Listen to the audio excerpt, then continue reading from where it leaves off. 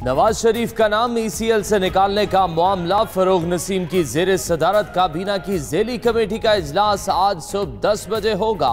शरीफ खानदान, नैब, पंजाब हुकूमत और सरकारी मेडिकल बोर्ड समेत फरीकैन को नोटिस जारी। ज़राए के मुताबिक ज़ेली कमेटी के सरबराह का कहना है ECL से नाम निकालने या ना निकालने का फैसला मेरिट पर होगा।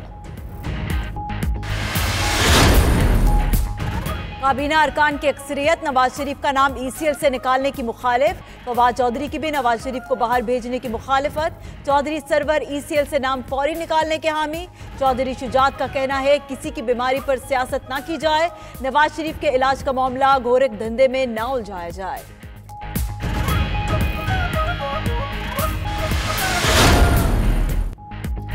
आसिफ जरदारी ने जमानत कराने से साफ इनकार कर दिया। मुराद अली शाह का दावा, वजीर आला ने प्रोग्राम हो क्या रहा है में कहा जरदारी को जाती मुआलिज को मुआयना की इजाजत नहीं दी जा रही। इमरान खान से हुकूमत नहीं चल रही, कुर्सी छोड़ दें।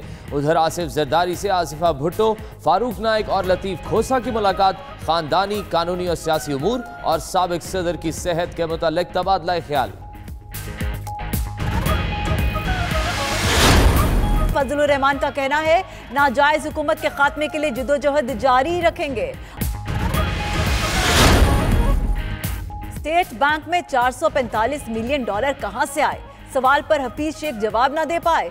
सहाफी ने सवाल दोहराया, मुशीर खजाना की तरफ से फिर जवाब ना आया। हुकूमत की माशी कामयाबियों के मुतालिक प्रेस कॉन्फ्रेंस। हफीज शेख ने टमाटर 17 रुपए फी किलो फरोख्त होने का दावा भी कर दिया।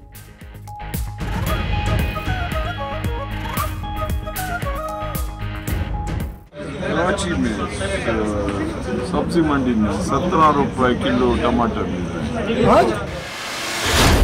रोटी की कीमत 30 रुपए मुकर्रर करने का मुतालबा।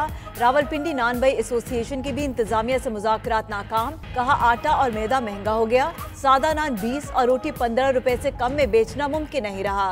पेशावर में भी नान भाइयों का रोटी की कीमत बढ़ाने का मुतालबा।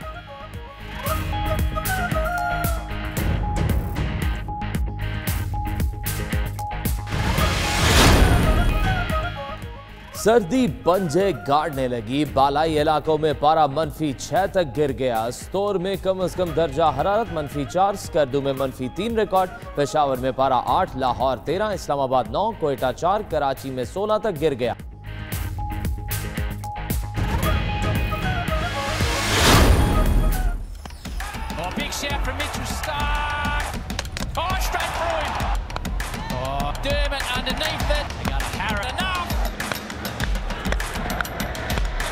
Been 50 for Finch. Match over. Australia take the series 2-0. Misbah हक ने ऑस्ट्रेलिया के खिलाफ टेस्ट सीरीज में कौमी टीम से गैर मामूली खेल की उम्मीद लगा ली। हेड कोच और चीफ सिलेक्टर कहते हैं पाकिस्तान टीम टेस्ट में ऑस्ट्रेलिया से बहुत बेहतर है, हर खिलाड़ी को मौका देना चाहते हैं। कौमी टीम की मौजूदा बैटिंग लाइनअप टेस्ट मैचेस में 400 से जायद रन्स बनाने की अहलियत रखती है।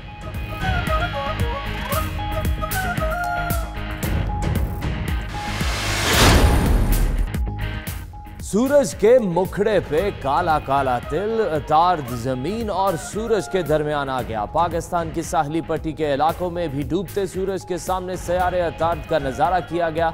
दोबारा ऐसा नजारा 2032 में किया जा सकेगा।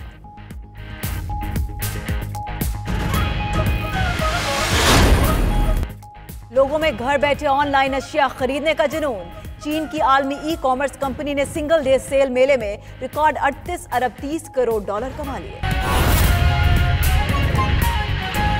मुस्तहकम लेवल पे बरकरार है, बल्कि उसमें थोड़ी बेहतरी आई है। जो है वो एक मुस्तहकम लेवल पे बरकरार है, बल्कि उसमें थोड़ी बेहतरी आई है। स्टॉक मार्केट जो है वो पिछले कई हफ्तों से एक अच्छी रफ्तार से ऊपर जा रही है और ये तकरीबन 6% इसमें इजाफा हुआ है जुलाई से लेकर अब तक। इसी दौरान आपने देखा कि हुकूमत ने फैसला किया और जो मुल्क के ताजरान हैं उनके साथ एक बहुत अच्छी डील की गई, जिसके तहत उन्हें मराद भी दी गई और उनके साथ ये भी तय पाया गया कि वो डॉक्यूमेंटेशन करें और मुल्क की जो मईशत है उसमें टैक्सेस अदा करके भरपूर तौर पे हिस्सा लें।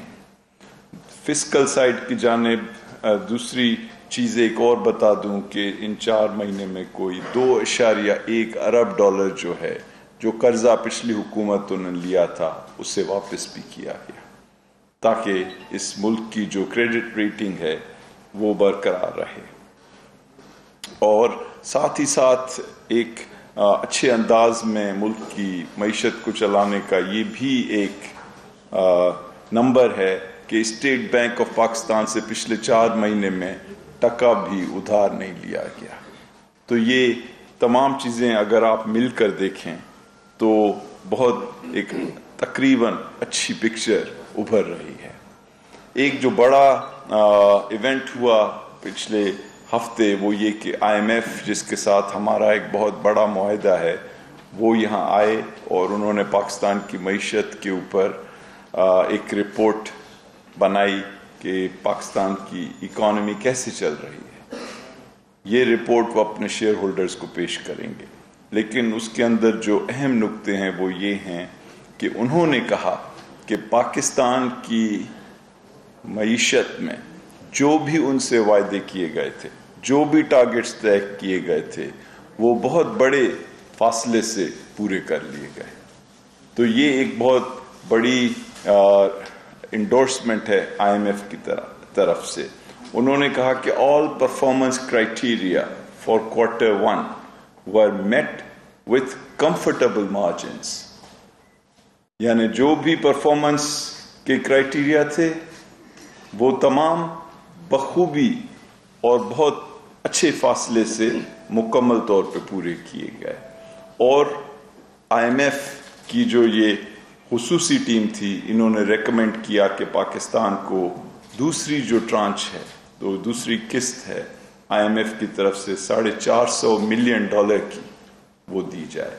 तो ये पाकिस्तान के लिए दुनिया में एक अच्छा सिग्नल है कि यहाँ पे नज़्म ज़ब्त है, यहाँ पे मईशत में बहाली आ रही है, और दुनिया की जो बड़ी इंस्टीट्यूशंस हैं IMF जैसी और वर्ल्ड बैंक, आपने देखा कि उनके प्रेसिडेंट ने भी यहाँ पे दौरा किया और उन्होंने भी पाकिस्तान के जो इक्तिसादी इस्लाहात हैं उनको सराहा, चाहे वो इलेक्ट्रिसिटी सेक्टर में हों, चाहे वो हुकूमती सेक्टर में हों, या दूसरे उन अदारों में हो जैसे सेंट्रल बैंक है, स्टेट बैंक, जैसे FBR और ये तमाम चीज़ें।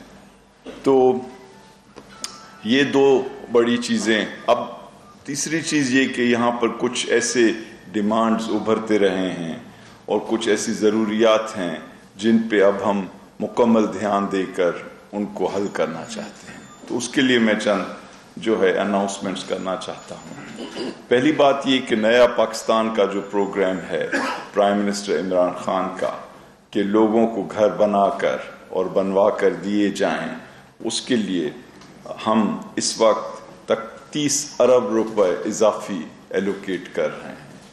इन एलोकेशन यानी इस इजाफी रकम की वजह से हम ये समझते हैं कि कोई 300 अरब रुपए के घर जो हैं बन सकेंगे, और हुकूमत जो है उसमें 30 अरब रुपए अपनी तरफ से सब्सिडी के तौर पर देगी।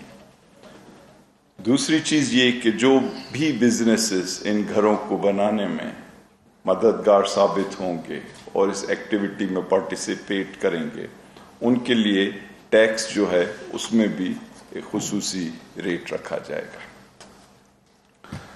अब आप आ जाएं एक्सपोर्टर्स की तरफ। इस हुकूमत का बुनियादी एक जो महवर है इक्तिसादी पॉलिसी का, वो ये है कि कैसे एक्सपोर्ट्स को बढ़ाया जाए, यानी अपनी चीज़ें बाहर के लोगों को कैसे बेची जाएं।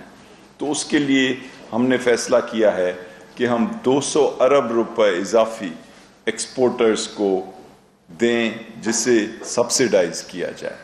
यानी इस वक्त अगर सूद जो है वो ज़्यादा महसूस किया जा रहा है तो उसमें कमी की जाए और जो डिफरेंस है वो हुकूमत अदा करे। तो ये 200 अरब रुपए का इजाफी कर्जा अगर एक्सपोर्टर्स लें تو یہ سستے داموں دیا جائے گا اور اس کی جو گیپ ہے وہ حکومت اپنے اخراجات سے برداشت کرے گی۔ تیسری چیز یہ کہ جو اسٹیٹ بینک ہے لون دیتا ہے، جو قرض دیتا ہے، اس میں بھی 100 ارب روپے کا اضافہ کیا جا رہا ہے کہ وہ اسٹیٹ بینک اپنی ایکٹیویٹیز کے تھرو اس میں مزید لون میں اضافہ کرے تاکہ جو ایکسپورٹرز ہیں ان کے ہاتھ میں 2+1 300 ارب اضافی روپے آئیں کہ وہ ایکسپورٹس کو بڑھا سکیں، اپنی فیکٹریز کے اندر جو پروڈکشن ہے اس کو بڑھا سکیں اور جو جابز ہیں اس میں اضافہ کر سکیں۔ تو اس سارے جو یہ پیکیج کے مختلف پوائنٹس ہیں ان کا بنیادی مقصد یہ ہے کہ اقتصادی جو ماحول ہے اس میں تیزی لائی جائے، اپنی چیزوں کو باہر بیچنے میں زیادہ مدد دی جائے۔